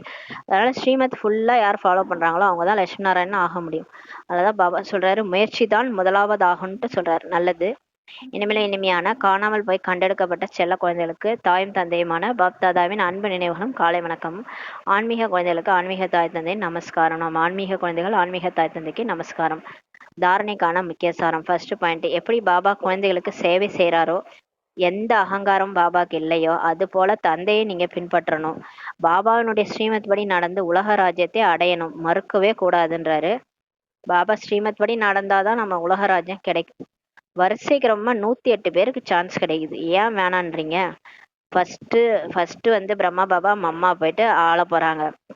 அவங்கள மாதிரியே நம்மளால மாற முடியலன்னா அட்லீஸ்ட் ஏதாவது ஒரு 108ல ஏதாவது ஒரு லட்சுமி நாராயணனா வரணும்னு ஆசைப்படணும் இல்லையா? எல்லாராலையும் முடியாதுன்னா அப்புறம் யார் தான் போய் ராஜ்யம் ஆடுறது? லட்சுமி நாராயணன் ஆகணும்னா ஃபுல் ஸ்ரீமத்தையும் ஃபாலோ பண்ணணும். ஸ்ரீமத் ஃபுல்லா ஃபாலோ பண்ணி பாபாவுக்கு ஹெல்ப் பண்ணணும் இல்லையா? பாபாவுக்கு ஹெல்ப் பண்ணி உலகம் ஃபுல்லா அந்த ஞானம் போகிறதுக்கு நம்ம ஹெல்ப் பண்ணணும். அப்பதான் உலக ராஜ்யம் அடைய முடியும். நீ அதனால மறுக்காதீங்கன்றாரு. 2வது பாயிண்ட், தந்தைக்கெல்லாம் தந்தை பதிக்கெல்லாம் பதியாக இருக்கக்கூடிய உயர்ந்தவர் மிகவும் அன்பானவருக்கு வாழ்ந்து கொண்டிருக்கும் போதே பலியாகணும். யாரு நமக்கு கிடைச்சிருக்காங்க தெரியுமா? அப்பாவுக்கெல்லாம் அப்பா. நம்ம அப்பாவுக்கு அவர் தான், அதாவது இந்த உடலுக்கான அப்பாவுக்கு அப்பா அவர் தான். எல்லாரும் யாரை கூப்பிடுறது? கடைசியா நம்மளையா நினைப்பாங்க? இந்த உடம்ப யாரும் நினைக்க மாட்டாங்க. சாகும் போது சங்கரா சங்கரான்னு வாங்கல, சாகும் போது யாரும் கூட இருக்கிறவங்களாம் நினைக்க மாட்டாங்க, கடவுளேன்னு தான் கூப்பிடுவாங்க. அதாவது கஷ்ட நேரத்துல கடவுளை தான் கூப்பிடுவாங்க. அப்பாவுக்கெல்லாம் அப்பாவா? கணவனுக்கெல்லாம் கணவனா யார் இருக்கிறது? கடவுள் தான் இருக்கிறார் இல்லையா? உயர்ந்தவர் மிகவும் அன்பானவருக்கு வாழ்ந்து கொண்டிருக்கும் போதே இப்ப பலியாகணும். அவர் தான் உயர்ந்தவர், எல்லாரோட உலகமே கூப்பிடுதான் அவர் யாரா இருக்கும். அப்பேற்பட்டவரை நம்ம வாழ்ந்து கொண்டிருக்கும் போதே அவர்கிட்ட பலியாகணும். ஞான சிதையில நம்ம அமரணும். ஒருபோதும் தவறுதலாக கூட பாபாவை மறந்து தலைக்கீழான காரியத்தை செஞ்சிடாதீங்கன்றாரு, செய்யக்கூடாதுன்றாரு. வரதானம் குஷிகளின் குறையாத கஜானாக்களில் நிரம்பி இருக்கக்கூடிய சதா கவலையற்ற சக்கரவர்த்தி ஆவீர்களாக என்ற வரதானம் கொடுக்குறாரு. பாபா தான் நமக்கு குஷியின் கடல், மகிழ்ச்சி கடலாவே இருக்கிறாருல்ல, அவர் நினைச்சாலே குஷியா இருக்குது. அந்த குஷியின் குறையாத கஜனாக்கள்ல நிரம்பி இருங்க. அதாவது எல்லாமே கிடைச்சிரும், எல்லாமே நமக்கு கிடைக்கும். ஆனா குஷி கிடைக்குமா? கிடைக்காது. சந்தோஷம் கிடைக்குமா? கிடைக்காது. அது இப்ப நம்ம கிடைச்சிட்டு இருக்கு சங்கம யுகத்துல. என்ன நடந்தாலும் சரி குஷி போக கூடாதுன்னு பாபா சொல்லியிருக்கிறாரு. அதனால குஷியின் குறையாத கஜானாக்கள்ல நிரம்பி இருக்கக்கூடிய கவலையற்ற சக்கரவர்த்தியா ஆகுங்க அப்படின்ட்டு வரதானம். நம்ம என்ன கவலை இருக்கு? தலை மேல ஒரு கூடை இருந்தாதான், அதாவது பாபா சொல்றாரு, கவலைகளின் கூடைய வச்சுக்காதீங்க தலையில, எல்லாத்தையும் என்கிட்ட கொடுங்க. நீங்க கவலையா இருந்தாலே தலை மேல கூட தெரியுதுன்றார் பாபா. மேல இருந்து பார்க்கும்போது அவரு கூட கூடையா தெரியுதான் பிகேஸ் தலை மேல. அதனால அந்த கூடையெல்லாம் எடுத்து போட்டுருங்கன்றாரு, அவர்கிட்ட கொடுக்க சொல்றாரு. அப்ப சதா கவலையற்ற கடவுளே கூட இருக்கிறாரு. அவர் கடல்ல எல்லாத்தையும் கரைச்சிருங்கன்றாரு, கடல்ல குப்பையை கொட்டுங்கன்றாரு. அவர் தான் கடலாவே வந்திருக்கிறாரு. நம்ம கிட்ட இருக்கிற குப்பையெல்லாம் அவர்கிட்ட கொட்டினா அவர் யார்ட்டையும் போய் சொல்ல மாட்டாரு. இங்க மனுஷங்கள்ட்ட சொன்னா போய் எல்லார்ட்டையும் சொல்றாங்க, 10 பேர்கிட்ட சொல்றாங்க. நம்ம சொன்ன விஷயம் அப்படி சுத்தி இப்படி சுத்தி நம்ம காதுக்கே வரும். என்ன உங்களை பத்தி இப்படி சொன்னாங்கன்ட்டு நம்ம கிட்டே வந்து சொல்லுவாங்க. நம்ம சொன்ன விஷயமே நம்ம காதுக்கு வரும். அத மாதிரி நம்ம போயிட்டு விஷயத்த யார்ட்டையும் சொல்லாம பாபாட்ட சொல்லணும். பாபாட்ட சொன்னோம்னா கடல்ல கலந்த குப்பை மாதிரி எல்லாம் அவர் எல்லாத்தையும் கரைச்சிருவாரு, சுத்தமா கரைச்சிருவாரு. அப்ப அவர்கிட்ட சொல்லிட்டு கவலையற்ற சக்கரவர்த்தியாக ஆவீர்களாகன்ட்டு வரதானம் கொடுக்குறாரு. குஷிகளின் கடல் மூலமாக தினமும் குஷியின் குறையாத பொக்கிஷம் நமக்கு கிடைக்கிறது. எனவே எப்பேற்பட்ட நிலையிலும் குஷி உங்களுக்கு மறைஞ்சு போக முடியாது. ஏன்னா கடலே கடிச்சிட்டாரு இல்லையா. ஒரு கடலே இருக்குதுன்னா நமக்கு என்ன தேவை சொல்லுங்க? ஒரு ஆறு கூட குளம் கூட வத்தி போயிடும், ஆறு கூட வத்தி போயிடும், கடல் வத்துமா? வத்தவே வத்தாது. கடல்ல இருந்து தான் தண்ணி போய் மேகமா மாறி மழை பொழியுது. அப்ப கடலே வத்தாது. அப்ப குஷியோடைய கடலே கிடைச்சிட்டாருன்னா குறையாத பொக்கிஷம் தானே கிடைக்குது. எனவே எப்பேற்பட்ட நிலையிலும் உங்களுக்கு குஷி மறைஞ்சு போக முடியாதுன்றார் பாபா. சந்தோஷமா இருங்க. உலகமே அழிஞ்சாலும் நம்ம சிரிச்சிட்டு இருக்கணும்னு பாபா விரும்புறாரு. அப்படின்றி சொத்து நம்மளே செத்தா கூட பறந்து போகும்போது குஷியா போக வேண்டியது. அந்த உடல் தான் அழியுது, நான் அழியல, நான் ஆத்மா பறந்து போறேன்ட்டு குஷியா பறந்து பாபா கூட போக வேண்டியதுதான். உங்களுக்கு குஷி மறைஞ்சு போகாதன்றார். அப்படின்றி சொத்து என்ன ஆகுமோ, பரிவாரம் என்ன ஆகுமோ என்ற எப்பேற்பட்ட விஷயத்திலும் கவலை ஏற்பட முடியாது. பிகேஸுக்கு எந்த கவலையும் வராதுன்றாரு கடைசியில. ஐயோ என் சொத்து, ஏன்னா அவர் தான் ஞானம் ஃபுல்லா சொல்லிட்டாருல, எல்லாம் அழிஞ்சு போயிரும், நம்மளாம் போக போறோம்ட்டு. அப்ப சொத்து என்ன ஆகுமோ, ஃபேமிலி என்ன ஆகுமோலாம் எந்த விஷயத்துலயும் உங்களுக்கு கவலை ஏற்பட முடியாது. பரிவர்த்தனை தான் ஆகும் அல்லவா. எல்லாமே மாற்றம் தான் அடையுது இல்லையா. இந்த உடல்ல இருந்து வேற உடலுக்கு மாறுறாங்க. இவங்களே தான் அங்க வந்து நடிக்க போறாங்க சொர்க்கத்துல. எதுக்கு கவலைப்படுறீங்க? எல்லாம் மாற்றம் தான் ஆகும் அல்லவா. மாறிதானே ஆகணும். அப்படியே இங்கேயே இருக்க முடியுமா? நம்மளே இங்க இருக்க போறதில்ல, போக போறோம். அப்புறம் எல்லாரும் எல்லாரும் ஒரு நாள் போய் தான் ஆகணும். பழைய உலகத்தில் எவ்வளவுதான் சிரேஷ்டமானதாக இருந்தாலும் சரி, ஆனால் எல்லாமே பழையதே தான் ஆகும்ட்டு சொல்றாரு. இந்த பழைய உலகம் எப்படி இருக்கு? கலியுகம். என்னதான் நீங்க மாட மாளிகை இங்க இருந்தாலும் ஆனா எல்லாமே பழசுதான்ட்டாரு. எனவே கவலை இல்லாதவரா ஆகிட்டீங்க. எது நடக்குமோ நன்றாகவே நடக்கும்ட்டு பாபா சொல்றாரு.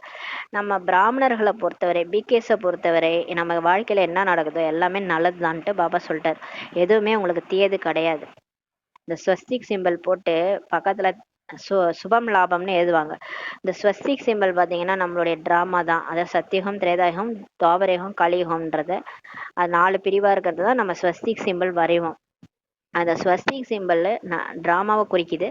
டிராமால என்ன நடந்தாலும் நல்லதுக்கு தான். அதனால தான் சுபம் லாபம்ன்ட்டு போடுறாங்க. அதனால நமக்கு என்ன நடந்தாலும் எதுவும் தீயது கிடையாதுன்ட்டு சொல்றாரு. ஒருத்தவங்க யாராவது வந்து அசிங்கப்படுத்துறாங்களா, அவமானப்படுத்துறாங்களா, ரொம்ப நல்லது, என் கர்ம கணக்கு முடியுதுன்னு நினைச்சுக்கோங்க, எல்லாமே நல்லதுக்கு தான் நடக்குதுன்னு சொல்றாரு பாபா. உங்களிடம் எப்பேற்பட்ட அரசாட்சி இருக்கிறது என்றால் அதை யாருமே பறிக்க முடியாதுன்ட்டு சொல்றாரு. நம்மலாம் பாருங்க, பிராமணர்கள் ரிச்சஸ்ட் இந்த வேர்ல்டே நம்ம தான். அதாவது இப்போ ரஷ்யா அமெரிக்காலாம் இருக்கு. என்ன சொல்றாங்க, ஒரு குண்டு போட்டனா அவ்வளவுதான், அவன் கதை முடிஞ்சுது, ஃபுல்லா அழிச்சிருவோன்ட்டு. அதாவது உலக அரசாட்சியா பிடிக்க போறான்ட்டு பேசிட்டு இருக்காங்க. ஆனா நம்ம கிட்ட எந்த மாதிரி ஒரு அரசாட்சி இருக்குன்னா, போய் சொர்க்கத்துல முழு உலகத்தையும் நம்ம அரசாள போறோம். ஆனா அதை யாராலையும் பறிக்க முடியாதுன்னு சொல்றாரு. கடவுள் கொடுக்கறத யாராலையும் தடுக்க முடியாதுன்னு சொல்லுவாங்கல்ல, அவர் கொடுக்க போறாரு, அதை யாராலையும் தடுக்க முடியாது. ஆனா யார் பொறுத்துக்கிறாங்களோ அவங்கதான் பூமி ஆள்வாங்க. பொறுத்தார் பூமி ஆழ்வார்ன்ட்டு பழமொழி இருக்குல்ல. பொறுத்துக்கிறவங்க சொர்க்க பூமியை ஆள்வாங்க. இங்கே ஆள மாட்டாங்க, கலியுகத்துலலாம் ஆள முடியாது, சொர்க்கத்துல போய் ஆள்வாங்கன்னு சொல்றாரு. ஸ்லோகன்: இந்த உலகத்தை ஒரு அலௌகிக விளையாட்டு என்ற நிலைமைகளை விளையாட்டு சாமான்கள் என்றும் கருதி நடந்தீர்கள் என்றால் ஒருபோதும் நிராசை அடைய மாட்டீர்கள்னு சொல்றாரு. பாபா என்ன சொல்றாரு, இந்த உலகமே ஒரு விளையாட்டு விளையாட்டு பூமி. இப்போ கிரிக்கெட்லாம் ஒரு மைதானம் இருக்கு, போய் கிரிக்கெட் விளையாடுறாங்கல்ல, எல்லாமே ஒரு சாமான் கொடுத்துறாங்க, அதை வச்சுட்டு ஒரு விளையாட்டு விளையாடுறாங்களா, அந்த மாதிரி இந்த உலகம் ஒரு ஒரு விளையாட்டு மைதானம். அதுல அந்த நிலைமைகள் நமக்கு சுச்சுவேஷன் வருது இல்ல, திடீர்னு யாராவது திட்டின்னு இருப்பாங்க, அப்படியே உள்ளுக்குள்ள சிரிச்சிக்க வேண்டியதுதான். இதெல்லாம் ஒரு விளையாட்டு, ஒரு கேம் நடந்துட்டு இருக்கு அப்படின்னு நினைச்சிட்டு விளையாடுங்கன்றாரு பாபா. உள்ளுக்குள்ள சிரிச்சுக்காங்க, ஏன்னா எல்லாம் கணக்கு வழக்கு முடியுது, நான் என்ன பண்றது, எல்லாம் இதெல்லாம் சமாளிச்சு தான் ஆகணும், எல்லாம் இதுவும் கடந்து போகும்ட்டு போயிட்டே இருங்கன்றாரு பாபா. எல்லாம் விளையாட்டு சாமான், இந்த குழந்தைங்கள்லாம் கையில விளையாட்டு சாமான் வச்சு விளையாடும்ல, அந்த மாதிரி நமக்கு வர பிரச்சனையெல்லாம் நமக்கு விளையாட்டு சாமான்ட்டு பாபா சொல்றாரு. அந்த மாதிரி நினைச்சுக்கிட்டு கருதி நடந்தீர்கள் என்றால் ஒருபோதும் நிராசை அடைய மாட்டீர்கள்ன்ட்டு பாபா சொல்றாரு. அவ்யக்த சமிங்கை: இப்போது ஈடுபாடு எனும் அக்னியை மூட்டி யோகத்தை ஜுவாலாரூபமாக்குங்கள்ட்டு சொல்றாரு. லாஸ்ட் சோ ஃபாஸ்ட் புருஷார்த்தம் ஜுவாலாரூபத்தினுடைய தான் மீதம் இருக்கிறதுன்றாரு. கடைசியா நம்ம எல்லாரும் எதுவுமே பிடிக்காம பாபாவை நினைக்க ஆரம்பிச்சிடும், அதுதான் லாஸ்ட் சோ ஃபாஸ்ட் முயற்சி. அது என்னன்னா எரிமலை யோகம், அதுதான் மீதம் இருக்கு, அது இன்னும் நம்ம யாரும் இன்னும் செய்ய ஆரம்பிக்கல, அது செஞ்சோன்னா உலகம் முடிஞ்சிரும்னு சொல்றாரு. பாண்டவர்கள் காரணமாக தான் யாதவர்கள் நின்றுட்டாங்க. அதாவது மகாபாரதத்துல பாண்டவர்களோட இருக்கிறது யாருன்னா கிருஷ்ணரு. யாதவர்கள்ன்றது கிருஷ்ணருடைய அந்த சொந்தக்காரவங்க, அவங்க அதை காட்டுவாங்க. ஆனா இங்க வந்து பாபா சொல்றது பாண்டவர்கள்ன்றது நம்ம கூட கடவுளே இருக்காருல்ல, அதனால நம்ம பாண்டவர்கள். யாதவர்கள்ன்றது வெளிநாட்டவங்க, வெளிநாட்டு அமெரிக்கா ரஷ்யா அந்த மாதிரி. பாபா சொல்றாரு, இந்த பாண்டவர்கள்னாலதான், நம்ம புருஷார்த்தம் பண்ணாதனாலதான் வெளிநாட்டினர் நின்றுட்டு இருக்கிறாங்க, அதாவது விநாசம் பண்றத அப்படியே தள்ளி தள்ளி போயிட்டு இருக்குதுன்றாரு. பாண்டவர்களுடைய சிரேஷ்ட பெருமை ஆன்மீக பெருமையின் ஸ்திதி யாதவர்களின் குழப்பமுடைய நிலையை முடித்து விடும் சொல்றாரு. அதாவது நம்ம என்னைக்கு நம்மளை யாருன்னு நம்ம புரிஞ்சுக்கிறோமோ, நம்மளுடைய சிரேஷ்ட பெருமை நம்ம உணர்றோமோ, ஆன்மீக பெருமையை உணர்ந்து நம்ம சுயமரியாதையில என்னைக்கு நிலைக்கிறோமோ அன்னைக்கு அவங்க குழப்பமுடைய நிலை முடிஞ்சிடும், டக்குன்னு போட்டுருவாங்க குண்டு. எனவே உங்களுடைய ஷான் பெருமை மூலமாக பரேஷான் குழப்பமுடைய ஆத்மாக்களுக்கு அமைதி மற்றும் நிம்மதியின் வரதானத்தை இப்ப கொடுங்கன்றார். அப்ப நீங்க விழிப்படைங்க, நீங்க ஆத்மாக்கள், தேவதா ஆத்மாக்கள், நீங்க 33 கோடி தேவர்களும் விழிப்படைஞ்சிட்டீங்கன்னா அவங்களுக்கு குழப்பமுடைய அந்த சுச்சுவேஷன் முடிஞ்சிடும், அமைதியும் நிம்மதியின் வரதானம் அவங்களுக்கு கிடைச்சிரும்ன்றார். ஜுவாலா ஸ்வரூபம் என்றால் லைட் ஹவுஸ் மற்றும் மைட் ஹவுஸ் ஸ்திதியை புரிஞ்சுக்கிட்டு இதே ஸ்திதியில இருங்கன்னு சொல்லி பாபா சொல்றாரு. ஜுவாலா ஸ்வரூபம்னா என்ன? எரிமலை யோகம். எரிமலை யோகம்னா லைட் ஹவுஸ், அதாவது கலங்கரை விளக்கம் மாதிரி இருந்து எல்லாருக்கும் வழிகாட்டணும். மைட் ஹவுஸ் சக்தி ஸ்தம்பம், லைட் ஹவுஸ் ஒளி ஸ்தம்பமாகி எல்லாருக்கும் வழிகாட்டணும். அந்த ஸ்திதியை புரிஞ்சுக்கிட்டு அந்த ஸ்திதியில இருந்தீங்கன்னா எல்லாருக்கும் என்ன ஆயிடும், அந்த நிம்மதியின் வரதானம் கிடைச்சிரும்ட்டு சொல்றாரு. ஓம் சாந்தி. நன்றி பாபா, நன்றி ரமா, நன்றி பரிவாரம். ஓம் சாந்தி. ஓம் சாந்தி.